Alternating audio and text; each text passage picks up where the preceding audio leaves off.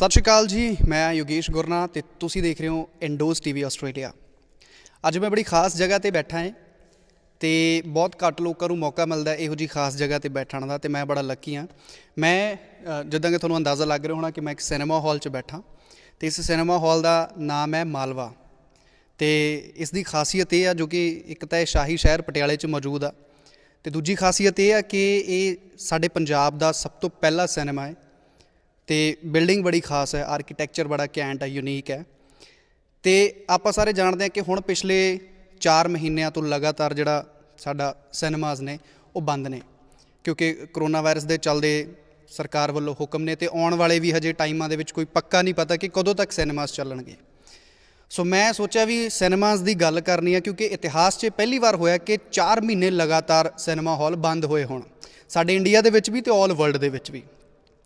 ਸੋ Malwa cinema ਮੈਂ ਇਸ ਕਰਕੇ ਆਇਆ, ਇੱਕ ਤਾਂ ਇਹ ਆ ਕਿ ਇਹ ਸਾਡੇ ਪੰਜਾਬ ਦਾ ਸਭ ਤੋਂ ਪੁਰਾਣਾ ਸਿਨੇਮਾ ਹੈ, ਅਤੇ ਖ਼ਾਸ ਤੌਰ 'ਤੇ ਇੱਥੇ ਇੱਕ ਉਹ ਸ਼ਖਸੀਅਤ ਆ ਜਿਨ੍ਹਾਂ ਦਾ ਨਾਮ ਹੈ ਰਾਮਜੀ ਦਾਸ, ਜੋ ਕਿ ਪਿਛਲੇ 42 ਸਾਲਾਂ ਤੋਂ ਇਸ ਸਿਨੇਮਾ ਦੇ ਨਾਲ ਜੁੜੇ ਹੋਏ ਨੇ, ਸਿਨੇਮਾ ਲਾਈਨ ਦੇ ਨਾਲ, ਫਿਲਮ ਲਾਈਨ ਦੇ ਨਾਲ ਜੁੜੇ ਹੋਏ ਨੇ, ਖ਼ਾਸ ਤੌਰ 'ਤੇ ਸਿਨੇਮਾ ਲਾਈਨ ਦੇ ਨਾਲ। ਸੋ ਉਹਨਾਂ ਤੋਂ ਜਾਣਾਂਗੇ, ਉਹਨਾਂ ਤੋਂ ਪੁੱਛਾਂਗੇ ਕਿ ਇਹ 4 ਮਹੀਨੇ ਦਾ ਜਿਹੜਾ ਲੋਕਡਾਊਨ ਆ, ਖ਼ਾਸ ਤੌਰ 'ਤੇ ਸਿਨੇਮਾਜ਼ ਬੰਦ ਹੋਏ ਨੇ, ਕੀ ਅਸਰ ਉਹਨਾਂ ਨੂੰ ਲੱਗਦਾ ਹੈ। ਬਿਕੋਜ਼ ਮੈਨੂੰ ਲੱਗਦਾ 42 ਸਾਲ ਦਾ ਐਕਸਪੀਰੀਅੰਸ ਉਹਨਾਂ ਕੋਲ, ਉਹਨਾਂ ਤੋਂ ਕੁਝ ਗੱਲਾਂ ਮੈਂ ਜਾਣਨ ਦੀ, ਪੁੱਛਣ ਦੀ ਕੋਸ਼ਿਸ਼ ਕਰੂੰਗਾ ਕਿ ਆਖਿਰ ਕਿਸ ਤਰ੍ਹਾਂ ਉਹ ਇਸ ਇਫੈਕਟ ਨੂੰ ਦੇਖਦੇ ਨੇ। ਉਹਨਾਂ ਨੇ 42 ਸਾਲ ਦਿੱਤੇ ਨੇ ਸਿਨੇਮਾ ਨੂੰ, ਅਤੇ ਹੁਣ ਉਹਨਾਂ ਦਾ ਐਕਸਪੀਰੀਅੰਸ ਕੀ ਕਹਿੰਦਾ ਹੈ ਕਿ ਕਦੋਂ ਤੱਕ ਇਹ ਸਿਨੇਮਾਜ਼ ਦੁਬਾਰਾ ਆ ਜਾਣਗੇ ਵਾਪਸ ਆਪਣੇ ਟਰੈਕ 'ਤੇ, ਅਤੇ ਤੁਸੀਂ ਆਪਣੀ ਫੈਮਲੀਜ਼ ਦੇ ਨਾਲ ਇੰਨੇ ਸ਼ਾਨਦਾਰ ਸਿਨੇਮਾਜ਼ 'ਚ ਦੁਬਾਰਾ ਆ ਕੇ ਫਿਲਮ ਦੇਖ ਸਕਦੇ ਹੋ।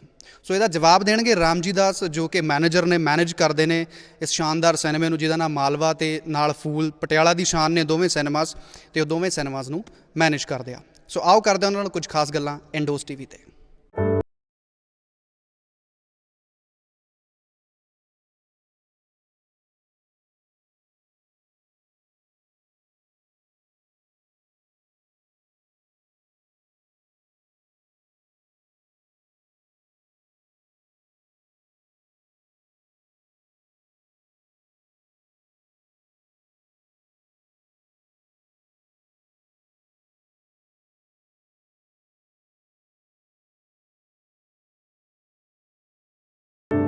ਸੋ ਜਿੱਦਾਂ ਕਿ ਮੈਂ ਤੁਹਾਨੂੰ ਦੱਸਿਆ ਕਿ ਮੈਂ ਪੰਜਾਬ ਦੇ ਸਭ ਤੋਂ ਪੁਰਾਣੇ ਥੀਏਟਰ ਸਿਨੇਮਾ ਹਾਲ ਮਾਲਵਾ 'ਚ ਮੌਜੂਦ ਹਾਂ, ਅਤੇ ਇੱਥੇ ਆਉਣ ਦਾ ਕਾਰਨ ਇਹੀ ਹੈ ਕਿ ਤੁਸੀਂ ਜਾਣਦੇ ਹੋ 4 ਮਹੀਨੇ ਤੋਂ ਸਿਨੇਮਾਜ਼ ਬੰਦ ਨੇ, ਅਤੇ ਕਹਿੰਦੇ ਆ ਫਿਰ ਉੱਥੇ ਹੀ ਆਉਣਾ ਚਾਹੀਦਾ ਜਿੱਥੋਂ ਸਿਨੇਮਿਆਂ ਦੀ ਸ਼ੁਰੂਆਤ ਹੋਈ ਆ। ਇਸ ਮਾਲਵਾ ਸਿਨੇਮੇ ਨੇ ਪੰਜਾਬ ਨੂੰ ਸਿਨੇਮੇ ਦਿੱਤੇ, ਹੋਂਦ ਇੱਥੋਂ ਸ਼ੁਰੂ ਹੋਈ ਆ, ਪਟਿਆਲੇ ਸ਼ਹਿਰ 'ਚੋਂ ਸ਼ੁਰੂ ਹੋਈ ਆ। ਅਤੇ ਮੇਰੇ ਨਾਲ ਰਾਮਜੀ ਦਾਸ ਮੌਜੂਦ ਨੇ, ਜਿਨ੍ਹਾਂ ਨੇ ਆਲਮੋਸਟ, ਜਾਂ ਇੱਕ ਗੱਲ ਹੋਰ ਖ਼ਾਸ ਜਿਹੜੀ ਮੈਂ ਕਹਿਣੀ ਚਾਹੂੰਗਾ ਕਿ ਪੰਜਾਬ ਦੇ ਜਿਹੜੇ 2 ਫਿਲਹਾਲ ਐਕਟਿਵ ਸਿਨੇਮਾਜ਼ ਨੇ ਅਤੇ ਜਿਹੜੇ ਸਭ ਤੋਂ ਪੁਰਾਣੇ ਨੇ, ਉਹ ਪਟਿਆਲੇ ਸ਼ਹਿਰ 'ਚ ਹੀ ਮੌਜੂਦ ਨੇ, ਜਿਹੜੇ ਵਧੀਆ ਸ਼ਾਨੋ ਸ਼ੌਕਤ ਨਾਲ ਚੱਲ ਰਹੇ ਨੇ। ਇੱਕ ਮਾਲਵਾ ਅਤੇ ਦੂਜਾ ਫੂਲ, ਅਤੇ ਦੋਵੇਂ ਸਿਨੇਮਾਜ਼ ਨੂੰ ਪਿਛਲੇ ਆਲਮੋਸਟ 40 ਸਾਲਾਂ ਤੋਂ ਰਾਮਜੀ ਦਾਸ ਮੈਨੇਜ ਕਰ ਰਹੇ ਨੇ। ਇਹਨਾਂ ਦੀ ਮੈਨੇਜਿੰਗ ਦੇ ਨੀਚੇ ਇਹ ਦੋਵੇਂ ਸਿਨੇਮਾਜ਼ ਚੱਲ ਰਹੇ ਨੇ, ਅਤੇ ਰੈਨੋਵੇਟ ਹੋ ਕੇ ਦੁਬਾਰਾ ਨਵੇਂ ਅੰਦਾਜ਼ ਦੇ ਵਿੱਚ ਸਿਨੇਮਾਜ਼ ਨੇ ਕੰਮ ਕਰਨਾ ਸ਼ੁਰੂ ਕਰ ਦਿੱਤਾ ਹੈ।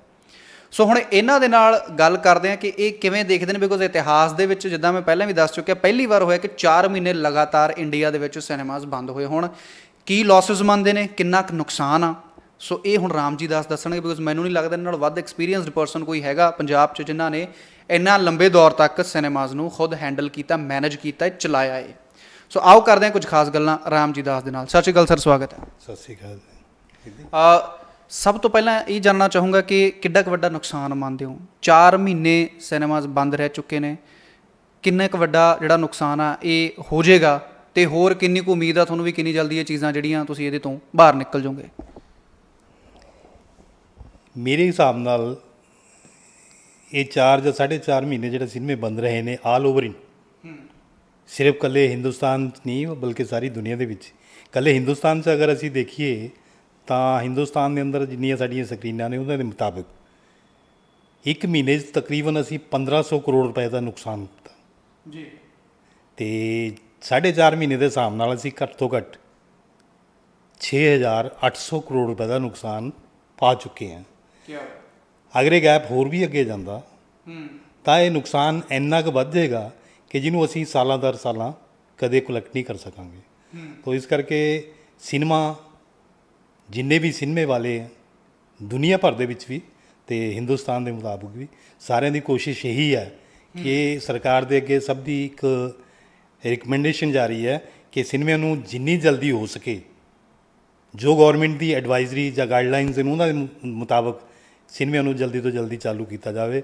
ਨਹੀਂ ਤਾਂ ਇਹ ਇੰਡਸਟਰੀ ਦਾ ਉਹ ਹਾਲ ਹੋਏਗਾ ਕਿ ਅਸੀਂ ਇਹਨੂੰ ਕਈ ਸਾਲਾਂ ਤੱਕ ਜਾ ਕੇ ਪਿਕਅਪ ਨਹੀਂ ਕਰ ਸਕਦੇ। ਇੱਕ ਹੋਰ ਖਾਸ ਗੱਲ ਜਿਹੜੀ ਕਿ ਮੈਂ ਤੁਹਾਡੇ ਕੋਲੋਂ ਜਾਣਨੀ ਚਾਹੂੰਗਾ ਕਿ 80% ਤਾਂ ਹੁਣ ਸਿਨੇਮਾਜ਼ ਵੱਡੀਆਂ ਮਲਟੀਨੈਸ਼ਨਲ ਕੰਪਨੀਆਂ ਚਲਾ ਰਹੀਆਂ ਨੇ, 20% ਸਿੰਗਲ ਸਕਰੀਨ ਬਚੇ ਨੇ ਤੇ ਤੁਸੀਂ ਸਿੰਗਲ ਸਕਰੀਨ ਪਿਛਲੇ 40 ਸਾਲਾਂ ਤੋਂ ਹੈਂਡਲ ਕਰ ਰਹੇ ਹੋ। ਸਿੰਗਲ ਸਕਰੀਨ ਦੇ ਕੀ ਹਾਲਾਤ ਦੇਖਦੇ ਹੋ ਜਿਹੜੇ ਕਿ ਆਲਰੇਡੀ ਸਟਰਗਲ ਕਰ ਰਹੇ ਨੇ, ਕੰਪੀਟ ਕਰ ਰਹੇ ਨੇ ਮਲਟੀਪਲੈਕਸਸ ਦੇ ਨਾਲ? ਸੋ ਮੈਂ ਫੂਲ ਦੀ ਗੱਲ ਕੀਤੀ, ਮਾਲਵਾ ਦੀ ਕੀਤੀ, ਜਿੱਥੇ ਆਪਾਂ ਬੈਠੇ ਹਾਂ, ਕਿ ਇਹ ਦੁਬਾਰਾ ਖੜੇ ਹੋਏ ਨੇ, ਹੁਣੇ ਦੁਬਾਰਾ ਰੈਨੋਵੇਟ ਹੋਏ ਨੇ, ਇਹਨਾਂ ਦਾ ਲਾਸ ਕਿਵੇਂ ਦੇਖਦੇ ਹੋ?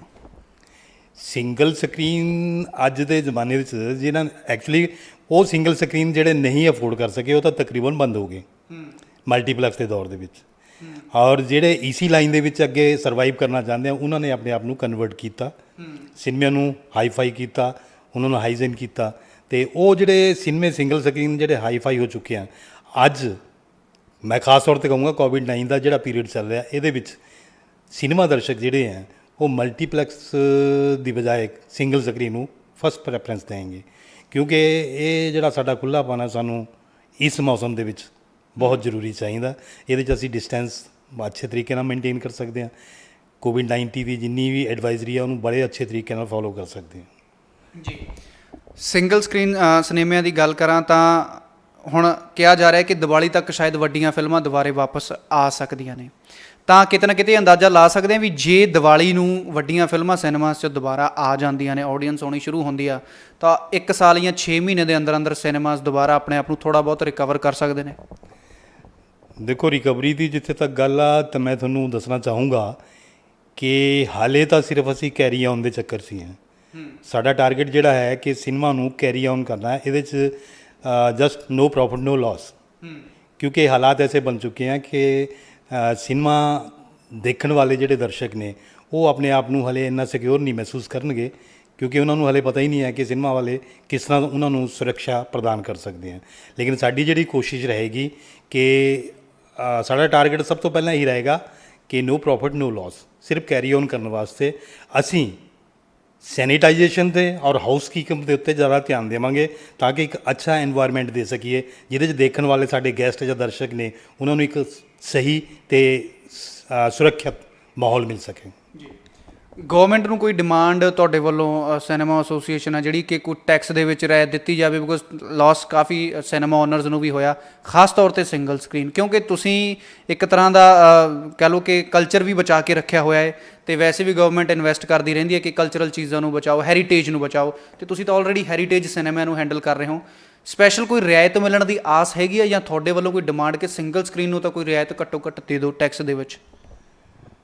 ਦੇਖੋ, ਜਿੱਥੇ ਤੱਕ ਮੈਂ ਮਹਿਸੂਸ ਕਰਦਾ ਕਿ ਸਿੰਗਲ ਸਕਰੀਨ ਤਾਂ ਆਲਰੇਡੀ ਪਹਿਲਾਂ ਹੀ ਬਹੁਤ ਜ਼ਿਆਦਾ ਸਟਰਗਲ ਕਰ ਰਹੀ ਹੈ।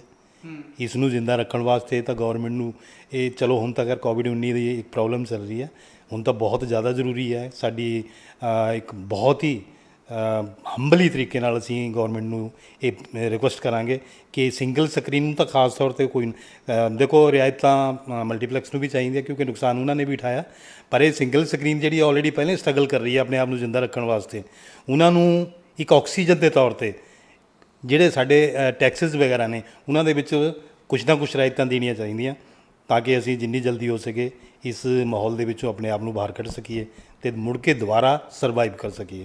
ਜਿੱਥੇ ਤੱਕ ਅਸੀਂ ਸੋਚਦੇ ਹਾਂ ਕਿ ਵੱਡੀਆਂ ਫਿਲਮਾਂ ਵਾਸਤੇ ਤਾਂ ਸਾਨੂੰ ਹਲੇ ਇੱਕ ਮਾਹੌਲ ਬਣਾਉਣਾ ਪਊਗਾ ਕਿ ਲੋਕਾਂ ਨੂੰ ਇਹ ਦਿਖਾਉਣਾ ਪਏਗਾ ਕਿ ਤੁਸੀਂ ਆਓ, ਸਿਨੇਮੇ ਦੇ ਅੰਦਰ ਆਓ, ਸਿਨੇਮਾ ਦੇਖੋ। ਸਿਨੇਮੇ ਦੇ ਅੰਦਰ ਆਉਣ ਵਾਸਤੇ ਤੁਸੀਂ ਜਿਸ ਤਰ੍ਹਾਂ ਘਰ ਦੇ ਵਿੱਚ ਸੁਰੱਖਿਅਤ ਹੋ ਉਸ ਤਰ੍ਹਾਂ ਹੀ ਸਾਡੇ ਕੋਲ ਵੀ ਸੁਰੱਖਿਅਤ ਹੋ, ਕਿਉਂਕਿ ਸਾਡੀ ਜਿਹੜੀ ਵੀ ਇੰਤਜ਼ਾਮ ਨੇ ਉਹ ਸਭ ਤੋਂ ਪਹਿਲ ਸਾਡੀ ਇਹੀ ਹੋਏਗੀ ਕਿ ਅਸੀਂ ਦੇਖਣ ਵਾਲੇ ਦਾ ਪੂਰਾ ਸੁਰੱਖਿਆ ਪ੍ਰਦਾਨ ਕਰੀਏ।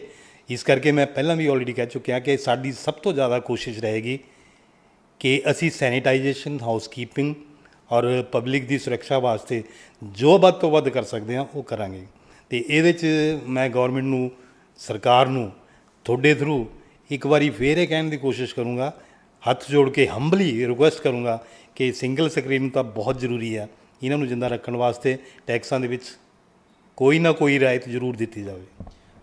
ਹੁਣ ਜੁਲਾਈ ਮਹੀਨਾ ਚੱਲ ਰਿਹਾ, ਜੁਲਾਈ ਮਹੀਨੇ 'ਚ ਬੈਠੇ ਹਾਂ ਆਪਾਂ, 4 ਮਹੀਨੇ ਦਾ ਸਮਾਂ ਲੰਘ ਚੁੱਕਿਆ। ਹੁਣ ਤੁਹਾਨੂੰ ਕੀ ਆਸ ਆ, ਕਿੰਨੀ ਕੁ ਜਲਦੀ ਤੁਸੀਂ ਜਿਹੜੇ ਸਿਨੇਮਾ ਦੇ ਗੇਟ ਨੇ ਉਹ ਆਮ ਲੋਕਾਂ ਲਈ ਤੁਸੀਂ ਫਿਲਹਾਲ ਖੋਲ੍ਹ ਸਕਦੇ ਹੋ, ਜਾਂ ਕੀ ਤਿਆਰੀਆਂ ਨੇ? ਕੋਈ ਮਾੜਾ ਮੋਟਾ ਕੋਈ ਆਈਡੀਆ ਤੁਸੀਂ ਸੋਚਿਆ ਹੋਣਾ ਵੀ ਇੰਨੇ ਦਿਨ ਤੱਕ ਅਸੀਂ ਆਪਣੇ ਸਿਨੇਮਾਸ ਦੇ ਗੇਟ ਦੁਬਾਰਾ ਲੋਕਾਂ ਲਈ ਖੋਲ੍ਹ ਸਕਦੇ ਹਾਂ? ਗੌਰਮੈਂਟ ਸਾਨੂੰ ਪਰਮਿਸ਼ਨ ਦੇਵੇ ਤਾਂ ਅਸੀਂ ਅੱਜ ਤੋਂ ਹੀ ਸ਼ੁਰੂ ਕਰ ਸਕਦੇ ਹਾਂ, ਕਿਉਂਕਿ ਸਾਡੀਆਂ ਜਿਹੜੀਆਂ ਕੋਸ਼ਿਸ਼ਾਂ ਨੇ ਮੈਂ ਆਲਰੇਡੀ ਪਹਿਲਾਂ ਦੱਸ ਚੁੱਕਿਆ ਕਿ ਨੋ ਪ੍ਰੋਫਿਟ ਨੋ ਲਾਸ ਦੇ ਹਿਸਾਬ ਨਾਲ ਅਸੀਂ ਕੰਮ ਕਰਾਂਗੇ, ਜਿਹਦੇ 'ਚ ਅਸੀਂ ਆਪਣਾ ਬਚਾਉਣ ਵਾਸਤੇ ਕੁਝ ਨਹੀਂ, ਸਿਰਫ ਸਿਨੇਮੇ ਨੂੰ ਜਿੰਦਾ ਰੱਖਣ ਵਾਸਤੇ ਜਾਂ ਸਿਨੇਮੇ ਨਾਲ ਜੁੜੇ ਹੋਏ ਇੰਪਲਾਈਜ਼ ਜਿਹੜੇ ਨੇ ਉਹਨਾਂ ਦੇ ਘਰ-ਬਾਰ, ਉਹਨਾਂ ਦੇ ਚੁੱਲ੍ਹੇ ਚੌਂਕੇ ਨੂੰ ਚਲਾਉਣ ਵਾਸਤੇ ਸਿਨੇਮਾ ਔਨ ਕਰਾਂਗੇ। ਅਤੇ ਇਹਦੇ 'ਚ ਸਭ ਤੋਂ ਪਹਿਲੀ ਜਿਹੜੀ ਸਾਡੀ ਰਿਕੁਆਇਰਮੈਂਟ ਆ ਉਹ ਇਹੀ ਰਹੇਗੀ ਕਿ ਅਸੀਂ ਦੇਖਣ ਵਾਲਿਆਂ ਦੀ ਸੁਰੱਖਿਆ ਦਾ ਪਹਿਲਾਂ ਇੰਤਜ਼ਾਮ ਕਰੀਏ। ਅਤੇ ਜਿੱਥੇ ਤੱਕ ਵੱਡੀਆਂ ਫਿਲਮਾਂ ਦੀ ਤੁਸੀਂ ਗੱਲ ਕਰਦੇ ਹੋ, ਤਾਂ ਵੱਡੀਆਂ ਫਿਲਮਾਂ ਤਾਂ ਹਾਲੇ ਪਬਲਿਕ ਨੂੰ ਕਮ ਸੇ ਕਮ ਨਹੀਂ 3 ਮਹੀਨੇ ਵੇਟ ਕਰਨੀ ਪਏਗੀ, ਇੰਤਜ਼ਾਰ ਕਰਨਾ ਪਊਗਾ, ਕਿਉਂਕਿ ਅਸੀਂ ਪਹਿਲਾਂ ਇੱਕ ਮਾਹੌਲ ਬਣਾਵਾਂਗੇ ਜਿਹਦੇ 'ਚ ਪਬਲਿਕ ਸਿਨੇਮੇ ਕੰਨੀ ਦੁਬਾਰਾ, ਕਿਉਂਕਿ ਕੋਵਿਡ-19 ਦੀ ਕੁਛ ਐਸੀ ਲੋਕਾਂ ਦੇ ਅੰਦਰ ਪੈਨਿਕ ਆਇਆ ਹੋਇਆ ਕਿ ਲੋਕ ਡਰਦੇ ਨੇ ਘਰ ਤੋਂ ਬਾਹਰ ਨਿਕਲਣ ਵਾਸਤੇ। ਅਸੀਂ ਇੱਕ ਐਸਾ ਮਾਹੌਲ ਇੱਥੇ ਬਿਲਡ ਕਰਨਾ ਚਾਹੁੰਦੇ ਹਾਂ ਜਿਹਦੇ 'ਚ ਤੁਹਾਨੂੰ ਲੱਗੇ ਕਿ ਤੁਸੀਂ ਘਰ 'ਚ ਜਾਂ ਸਿਨੇਮੇ 'ਚ ਇੱਕੋ ਹੀ ਜਗ੍ਹਾ 'ਤੇ ਬੈਠੇ ਹੋ। ਜੀ, ਆਖਰੀ ਸਵਾਲ ਤੁਹਾਡੇ ਕੋਲੋਂ, ਬਹੁਤ ਵੱਡਾ ਦੌਰ ਹੈ ਇਹ, ਤੁਸੀਂ 40 ਸਾਲ ਸਿਨੇਮੇ ਨੂੰ ਦਿੱਤੇ ਨੇ, ਮੈਨੇਜ ਕੀਤਾ, ਤੁਸੀਂ ਸੋਚਿਆ ਸੀ ਵੀ ਕਦੇ ਇਹੋ ਜਿਹਾ ਸਮਾਂ ਵੀ ਆ ਜਾਊਗਾ? ਅਤੇ ਹੁਣ ਇਹ 4 ਮਹੀਨੇ ਤੁਹਾਡੇ ਅਗਰ ਬੀਤੇ ਤਾਂ ਕਿਵੇਂ ਬੀਤੇ? ਨੋ ਡਾਊਟ ਹਰ ਬੰਦੇ ਨੇ ਬਹੁਤ ਸਟਰਗਲ ਕੀਤੀ, ਸਿੰਗਲ ਸਕਰੀਨ ਸਿਨੇਮੇ ਨੇ ਵੀ ਸਟਰਗਲ ਆਲਰੇਡੀ ਕਰ ਰਿਹਾ, ਜਾਰੀ ਹੈ। ਇਹ 4 ਮਹੀਨੇ ਦਾ ਸਮਾਂ ਕਿਸ ਤਰ੍ਹਾਂ ਬੀਤਿਆ, ਜਾਂ ਕੀ ਲੱਗਦਾ ਸੀ ਮਨ 'ਚ ਵੀ 5 ਦਿਨ ਬੰਦ ਰਹਿਣ, 10 ਦਿਨ ਬੰਦ ਰਹਿਣਗੇ, ਵੱਧ ਤੋਂ ਵੱਧ 20 ਦਿਨ ਬੰਦ ਰਹਿ ਲੈਣਗੇ, ਪਰ 4 ਮਹੀਨੇ ਅਤੇ ਅਜੇ ਵੀ ਕੁਛ ਪਤਾ ਨਹੀਂ ਕਿ ਕਿੰਨੀ ਦੇਰ? ਇਹਦੇ ਬਾਰੇ ਕਿਵੇਂ ਸੋਚਦੇ ਹੋ ਤੁਸੀਂ? ਦੇਖੋ, ਸਿਰਫ ਸਿਨੇਮਿਆਂ ਦੇ ਇੰਪਲਾਈਜ਼ ਜਾਂ ਸਿਨੇਮੇ ਦੇ ਕਰਮਚਾਰੀਆਂ ਦੇ ਵਾਸਤੇ ਨਹੀਂ, ਇਹ ਤਾਂ ਆਲ ਓਵਰ ਜਿੰਨੇ ਵੀ ਲੋਕ ਇੰਪਲਾਈਜ਼ ਨੇ ਸਾਰਿਆਂ ਦੇ ਵਾਸਤੇ ਇੱਕ ਬਹੁਤ ਹੀ ਖਤਰਨਾਕ ਟਾਈਮ ਰਿਹਾ ਔਰ ਹਲੇ ਚੱਲ ਰਿਹਾ, ਕਿਉਂਕਿ ਹਲੇ ਤੱਕ ਕਿਸੇ ਨੇ ਪਿਕਅਪ ਕੀਤਾ ਨਹੀਂ, ਨਾ ਪਿਕਅਪ ਕਰਨ ਦਾ ਹਲੇ ਟਾਈਮ ਬਹੁਤ ਲੱਗੇਗਾ। ਅਤੇ ਇਹ ਜਿਹੜੇ 4.5 ਮਹੀਨੇ ਜਿਹੜੇ ਨੇ, ਕਿਆ ਸਿਨੇਮਾ ਚਲਾਉਣ ਵਾਲੇ ਮਾਲਿਕ ਜਾਂ ਉਹਦੇ 'ਚ ਕੰਮ ਕਰਨ ਵਾਲੇ ਕਰਮਚਾਰੀ, ਸਭ ਦੇ ਵਾਸਤੇ ਇੱਕ ਬਹੁਤ ਹੀ ਬੁਰਾ ਦੌਰ ਤਾ। ਕਿਸੇ ਨੇ ਵੀ ਨਹੀਂ ਸੋਚਿਆ ਤਾ ਕਿ, ਕਿਉਂਕਿ ਸਾਡੇ ਵਿੱਚੋਂ ਬਹੁਤ ਘੱਟ ਲੋਕ ਨੇ ਜਿਨ੍ਹਾਂ ਨੇ ਇਸ ਤੋਂ ਪਹਿਲਾਂ ਦਾ ਕੋਈ ਮਾਹੌਲ ਦੇਖਿਆ ਹੋਵੇ, ਜਦੋਂ ਇਸ ਤਰ੍ਹਾਂ ਦਾ ਕੋਈ ਮਤਲਬ ਮਾਹੌਲ ਕੋਵਿਡ-19 ਵਰਗਾ, ਕਿਉਂਕਿ ਇਹ ਸਦੀਆਂ ਬਾਅਦ, ਇਹ 100 ਸਾਲ ਬਾਅਦ ਕੋਈ 1918 ਦੇ ਵਿੱਚ ਇੱਕ ਮਾਹੌਲ ਬਣਿਆ ਸੀ ਜਿਹਦੇ 'ਚ ਇਸ ਤਰ੍ਹਾਂ ਦੇ ਹੀ ਹਾਲਾਤ, ਬਿਲਕੁਲ ਸੇਮ ਹਾਲਾਤ ਸੀ। ਅਤੇ 100 ਸਾਲ ਬਾਅਦ, 100 ਸਾਲ ਜਿਹਦੀ ਉਮਰ ਬਹੁਤ ਘੱਟ ਲੋਕ ਨੇ ਜਿਨ੍ਹਾਂ ਨੇ ਦੇਖਿਆ ਹੋਊਗਾ। ਅਤੇ ਸਿਨੇਮੇ ਪਹਿਲਾਂ ਵੀ ਕਦੇ ਬੰਦ ਹੁੰਦੇ ਰਹੇ ਆ, ਪਰ ਇੰਨਾ ਗੈਪ ਪਹਿਲਾਂ ਨਹੀਂ ਸੀ, ਕਦੇ 10 ਦਿਨ ਅਤੇ ਕਦੇ 5 ਦਿਨ ਜਾਂ ਹਫ਼ਤਾ 7 ਦਿਨ। ਪਰ ਇਹ ਜਿਹੜਾ 4.5 ਮਹੀਨੇ ਦਾ ਗੈਪ ਤਾ, ਇੱਕ ਬਹੁਤ ਹੀ ਖਤਰਨਾਕ ਗੈਪ ਤਾ, ਜਿਹਨੂੰ ਬਹੁਤ ਮਤਲਬ ਸੋਚ ਵਿਚਾਰ, ਕਈ ਸੋਚਾਂ ਬੜੀਆਂ ਨੈਗੇਟਿਵ ਹੋਈਆਂ ਅਤੇ ਕਈ ਗਲਤ ਫੈਸਲੇ ਵੀ ਲਿੱਤੇ ਗਏ, ਪਰ ਫਿਰ ਵੀ ਕੋਸ਼ਿਸ਼ ਰਹੀ ਆ, ਮਾਲਕਾਂ ਦੀ ਵੀ ਕੋਸ਼ਿਸ਼ ਰਹੀ ਆ, ਅਤੇ ਕਿ ਵੀ ਇਹਨਾਂ ਕਰਮਚਾਰੀਆਂ ਨੂੰ ਵੀ ਬਚਾ ਕੇ ਰੱਖਿਆ ਜਾਵੇ, ਸਿਨੇਮਿਆਂ ਨੂੰ ਵੀ ਬਚਾ ਕੇ ਰੱਖਿਆ ਜਾਵੇ, ਤਾਂ ਕਿ ਅੱਗੇ ਅਸੀਂ ਸਰਵਾਈਵ ਕਰ ਸਕੀਏ। ਜੀ, ਸੋ ਇਹ ਸੀ ਮੇਰੇ ਨਾਲ ਇੰਡੋਜ਼ ਟੀਵੀ ਤੇ ਰਾਮਜੀ ਦਾਸ, ਜੋ ਕਿ ਪਿਛਲੇ 40 ਸਾਲਾਂ ਤੋਂ ਪਟਿਆਲਾ ਸ਼ਹਿਰ ਦੀ ਵਿਰਾਸਤ ਨੇ, ਜਿਹੜੇ 2 ਸਿਨੇਮੇ ਮਾਲਵਾ ਹੋ ਗਿਆ, ਫੂਲ ਹੋ ਗਿਆ, ਇਹਨਾਂ ਨੂੰ ਚਲਾ ਰਹੇ ਨੇ। ਸੋ ਇਹਨਾਂ ਨੇ ਦੱਸਿਆ ਕਿ ਆਲਮੋਸਟ ਆਲ ਇੰਡੀਆ ਦੀ ਅਗਰ ਆਪਾਂ ਗੱਲ ਕਰ ਲਈਏ ਤਾਂ 6800 ਕਰੋੜ ਦਾ ਨੁਕਸਾਨ ਜਿਹੜੀ ਸਿਨੇਮਾ ਦੀ ਇੰਡਸਟਰੀ ਉਹਨੂੰ ਹੋ ਚੁੱਕਿਆ। ਅਤੇ ਖਾਸ ਤੌਰ 'ਤੇ ਇਹ ਵੱਡਾ ਚੈਲੰਜ ਬਣ ਗਿਆ ਫੂਲ ਅਤੇ ਮਾਲਵਾ ਵਰਗੇ ਸਿਨੇਮਾਸ ਦੇ ਲਈ, ਕਿਉਂਕਿ ਜਿਹੜੇ ਰੈਨੋਵੇਟ ਹੋ ਕੇ ਪਿਛਲੇ ਕੁਝ ਸਮੇਂ ਤੋਂ ਦੁਬਾਰਾ ਖੜ੍ਹੇ ਹੋਏ ਨੇ, ਅਤੇ ਅਚਾਨਕ ਕੋਵਿਡ ਦਾ ਦੌਰ ਆ ਜਾਣਾ, ਅਤੇ ਫਿਰ 4 ਮਹੀਨੇ ਲਈ, 5 ਮਹੀਨੇ ਲਈ, ਅਜੇ ਵੀ ਕੁਛ ਨਹੀਂ ਪਤਾ ਕਿ ਇਨ ਫਿਊਚਰ ਕੀ ਹੋਣਾ, ਕੀ ਗੌਰਮੈਂਟ ਦੀ ਐਡਵਾਈਜ਼ਰੀ ਆਉਂਦੀ ਆ। ਸੋ ਇਸ ਕਰਕੇ ਇਹਨਾਂ ਨੇ ਦੱਸਿਆ ਕਿ ਇੰਨਾ ਵੱਡਾ ਲੋਸ ਸਿਨੇਮਾਜ਼ ਨੂੰ ਹੋ ਚੁੱਕਿਆ। ਸਾਡੀ ਦੁਆ ਇਹੀ ਆ ਸਾਰਿਆਂ ਦੀ ਕਿ ਦੁਬਾਰਾ ਇਹ ਖੁੱਲ੍ਹਣ ਅਤੇ ਆਪਾਂ ਆਪਣੇ ਪਰਿਵਾਰਾਂ ਨਾਲ ਇਹਨਾਂ ਸਿਨੇਮਾਜ਼ 'ਚ ਆਈਏ, ਇੰਜੋਏ ਕਰੀਏ, ਫਿਲਮਾਂ ਦੇਖੀਏ, ਅਤੇ ਫਿਰ ਤੋਂ ਜਿਹੜੀ ਸਾਡੀ ਲਾਈਫ ਆ ਉਹ ਨੋਰਮਲ ਹੋਵੇ। ਸੋ ਰਾਮਜੀ ਦਾਸ ਜੀ ਨੇ ਸਾਨੂੰ ਬੜੀਆਂ ਸੋਹਣੀਆਂ ਗੱਲਾਂ ਦੱਸੀਆਂ। ਸੋ ਫਿਲਹਾਲ ਜਿਹੜੀ ਮੇਨ ਗੱਲ ਨਿਕਲ ਕੇ ਸਾਹਮਣੇ ਆਈ ਉਹ ਇਹੀ ਆ ਕਿ ਸਿਨੇਮਾ ਫਿਲਹਾਲ ਇਹੀ ਚਾਹ ਰਹੇ ਨੇ ਕਿ ਜਲਦੀ ਤੋਂ ਜਲਦੀ ਇਹ ਬੈਨ ਹਟੇ, ਅਤੇ ਨੋ ਪ੍ਰੋਫਿਟ ਨੋ ਲੋਸ 'ਤੇ ਘੱਟੋ ਘੱਟ ਕੰਮ ਤਾਂ ਕਰਨਾ ਸ਼ੁਰੂ ਕਰੀਏ, ਤਾਂ ਜੋ ਸਿਨੇਮੇ ਨਾਲ ਜੁੜੇ ਹੋਏ ਜਿਹੜੇ ਇੰਪਲੋਇਜ਼ ਨੇ ਉਹਨਾਂ ਦੀ ਨੌਕਰੀ ਵੀ ਖਤਰੇ 'ਚ ਨਾ ਆਵੇ, ਉਹਨਾਂ ਦਾ ਪਰਿਵਾਰ ਵੀ ਚੱਲਦਾ ਰਹੇ। ਬਿਕੋਜ਼ ਇੱਕ ਸਿਨੇਮੇ ਨਾਲ ਵੀ ਕਾਫੀ 30 ਤੋਂ 40 ਜਾਂ 50 ਬੰਦਿਆਂ ਦਾ ਸਟਾਫ ਇੱਕ ਥੀਏਟਰ ਦੇ ਨਾਲ ਜੁੜਿਆ ਹੋਇਆ ਹੈ, ਇੰਨੇ ਪਰਿਵਾਰ ਇੱਕ ਸਿਨੇਮੇ ਤੋਂ ਚੱਲਦੇ ਨੇ। ਸੋ ਹੋਪ ਸੋ ਗਵਰਨਮੈਂਟ ਵੀ ਇਹਦੇ ਵੱਲ ਧਿਆਨ ਦੇਵੇਗੀ। ਸੋ ਇਹੀ ਮੇਰੀ ਕੋਸ਼ਿਸ਼ ਸੀ ਕਿ ਅੱਜ ਪਹੁੰਚ ਕੇ ਰਾਮਜੀ ਦਾਸ ਵਰਗੀ ਸ਼ਖਸੀਅਤ ਨਾਲ ਗੱਲ ਕਰਕੇ ਤੁਹਾਡੇ ਕੋਲ ਜਿਹੜੀ ਰਿਐਲਿਟੀ ਹੈ ਤੁਹਾਡੇ ਤੱਕ ਪਹੁੰਚਾਈ ਜਾਵੇ। ਬਾਕੀ ਇੱਕ ਦੂਜੀ ਗੱਲ ਕਿ ਤਿਆਰੀਆਂ ਪੂਰੀਆਂ ਨੇ, ਜਿੱਦਾਂ ਕਿ ਰਾਮਜੀ ਦਾਸ ਜੀ ਨੇ ਦੱਸਿਆ ਕਿ ਜਦੋਂ ਥੀਏਟਰ ਖੋਲ੍ਹਣੇ ਆ ਤਾਂ ਥੀਏਟਰ ਵਾਲੇ ਵੀ ਤਿਆਰ ਨੇ ਤੁਹਾਡੀ ਫੈਮਿਲੀ ਨੂੰ ਪੂਰੀ ਸੁਰੱਖਿਆ ਦੇਣ ਦੇ ਲਈ।